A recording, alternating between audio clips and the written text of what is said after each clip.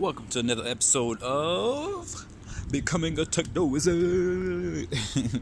Gonna be another quick episode because I gotta run. Got my last D&D session for this campaign. We about to wrap this campaign up.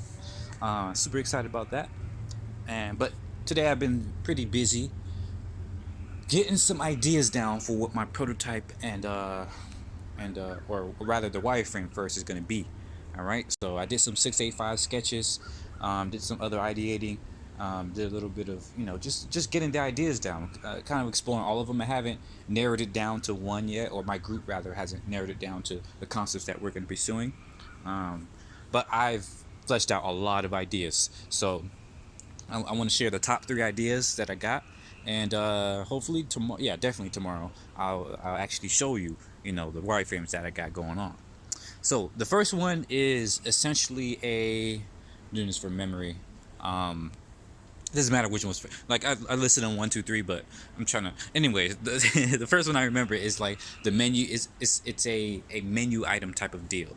All right, so if you recall, the thing I'm trying to build, or my group is trying to build, is a LGBTQIA plus community portal, in which allows affirming businesses to get connected with community organizers in order to support or just create causes, LGBTQIA plus causes, initiatives, events, whatever you want to call it, right?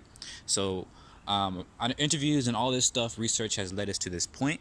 So the first one I did is came from during the meeting. We did what's called a scamper method of ideating.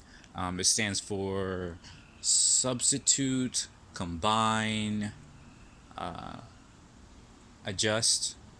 Is it adjust, or I think, yeah, adjust, scamper, modify, put to use or put to another use, eliminate, reverse. All right, that's a scamper method. It's an ideation session. So you ask questions for each of those, like how would you combine, blah blah blah. How would you adapt or adjust this? How would you modify, blah blah blah. Right? We did that with our client. We came up with a whole bunch of ideas. One of them that really interested me was like a fast food style restaurant type, fast food style menu. So you have a menu of all the causes. So say you want to support youth, people, youth, LGBTQIA plus people. You want to support trans people, whatever. You have a menu that shows all these causes, and you can just pick from one. Like, okay, I want to support that one. I want to do that one, to that one, and then you get the your total price is like all the support that they need. So maybe they need funding, they need space, they need volunteers. You get all of that in one itemized kind of receipt. So it makes it very easy to support the causes that's in front of you. And in addition to that, you have like a Happy Meal type of thing. So in order to give recognition for the causes and whatnot, it gives you the organizers can choose to give you a type of gift. Usually a surprise gift, like one of those surprise little toys and Happy Meals. Yeah.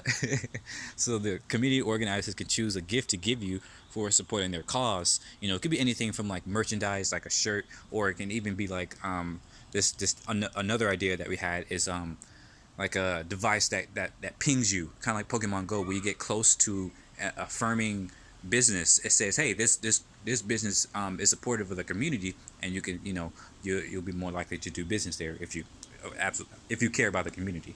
So yeah, it gives you can get gifts for that. Not all of them have to be surprises. It can be like advertised. So like, hey, we have this big prize going on with you. If you support these specific causes, you can get this prize. So yeah, that's one of them. And then another one is a virtual community center. So one thing a lot of our interviews were talking about is that they didn't really have community centers or a centralized place to see all the resources. So this one would take the idea of a community center and make it even more accessible by making it digital, virtual. And this comes directly from the Austin Outpost. The guys, the client, they have like they did a whole kind of contest to come up with a community center. Had some designers, make a space, and so once they get enough funding, they're going to build it. But I want to do a virtual version of this, so I can take those renderings and those designs they had turn into a digital, a virtual room or whatever.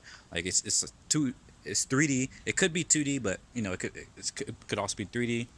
In the middle of it, as soon as you kind of walk in, like as soon as you open up the page, you'll see like this 3D space, and in the middle will be like the front desk, and it have like a billboard, like a big Times Square type of billboard that says all the new stuff that's going on in the community. Like, look what's going on now. Look at the causes that's going on now. Look at the big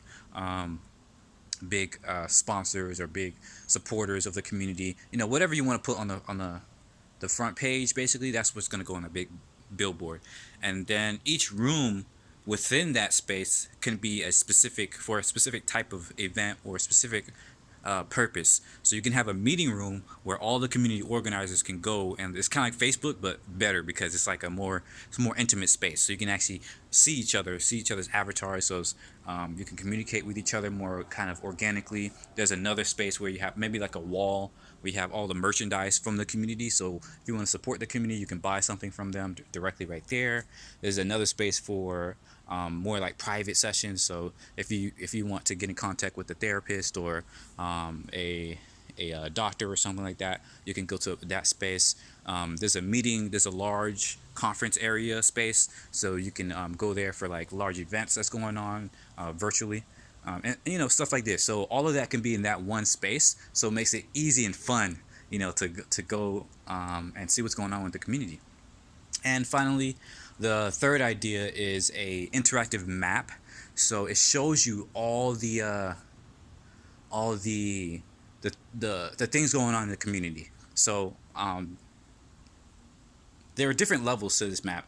By default, the only thing that's visible to all people are the public things. So by default, the LGBTQIA plus affirming businesses are all like viewable. So any business that contributed to the community, that's actually supporting the community, they'll be on the map. So you already know who's supporting. You can also there's also going to be causes, organizations, nonprofits, and such like that, who, if they set themselves to public, then they will be viewable on the map too. All right, so you go on the map, you can directly see directly see what's going on in the community. It's very easy to see what's going on in a kind of fun looking map, and then it will also show you the biggest needs. So for those causes, maybe even for some of those businesses, it'll say, hey, we need help, we're trying to put on this event, and it will like glow red. It would be like blinking, and it has like icons that maybe says they need money or they need space, and so it'll be right there on the map, kind of like a video game, right? If you look on the map of like Skyrim or probably a better map. I haven't played games in a while, sorry, but some maps it has like missions on there, right? And you can see, hey, this mission is important. This mission is, high priority, stuff like that. So it shows things like that on the interactive map. And the reason why I said it has levels to it is because you can have different permission levels. So the more you do for the community, the more they can trust you, right? So if you are like a second or even third level contributor, you can see more intimate, more private, more I guess. Well, the reason why I'm saying this is because there's a big problem with violence against the community, and we don't want to make it easy for like violent people, aggressive people, or just ignorant people to go in and mess with these folks. So we want to make sure that these communities, these organizers can give like access to people that they trust, and so that's basically what I'm trying to portray here. So if you are a trusted part of the community, you can actually see more people who might need help as well, but are in fear of violence. So yeah, it shows you those different levels. So and in that map also you can get access to kind of more. There's like a cash shop.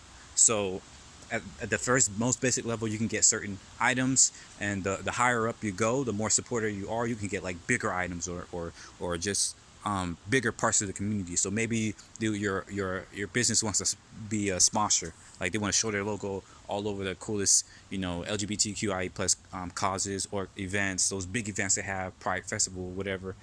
You have to actually earn that. You can't just pay a simple, oh, I want to be a sponsor. No, they have to know that you care about the community So once you're granted that level of access, then they'll say, hey, okay, we want your sponsor here, we want your logo here. Another one is just like that. um, Ooh, talk a little fast here. Sorry. It can be that device that I was just talking about before, where when you get close to the business, it says, "Hey, this is a firming business." So that could be like a higher level thing that you can buy, and I think it would be buy, not just unlock, not just get, not just get it for free, because we want to make sure this community is self-sustainable. That's one of our design principles. So we want them to be able to. We want people to be able to buy things from the community so that it supports it, more than just having to ask for funding all the time. It has to be like a business basically. So yeah, these are my three ideas. A lot of them kind of intermingle in some ways. Like the permission things can I was gonna apply that to the virtual space as well. So you would have to have a certain level of badge to have access to the space. So you can't have just trolls coming in there messing with people. You would have to have, you would have to be vetted.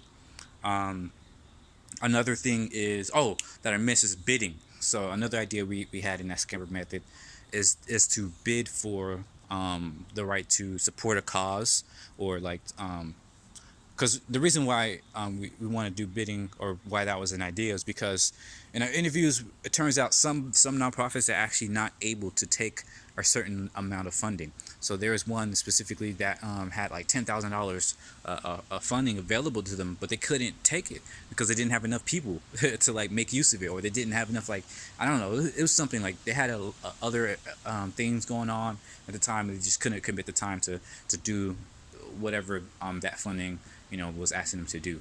So we want to do some bidding, make a supply and demand type of thing. So if a cause has limited kind of ability, kind of bandwidth, then the people who are trying to give them funding or whatever would bid for it, and they would be rewarded, of course, for winning that bid.